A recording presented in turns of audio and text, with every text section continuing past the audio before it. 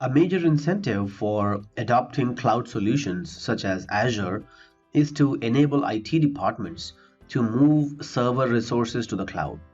This can save money and also simplify operations by removing the need to maintain expensive data centers, and that will need UPS generators, fail-safe mechanisms, clustered database servers, and the list will go endless.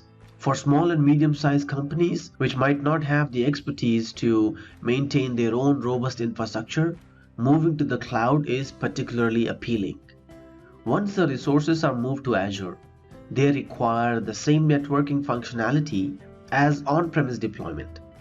And in specific scenarios, they require some level of network isolation, for example, creating DMZs. Azure networking components offer a range of functionalities and services that help organizations design and build cloud infrastructure services that meet their requirements.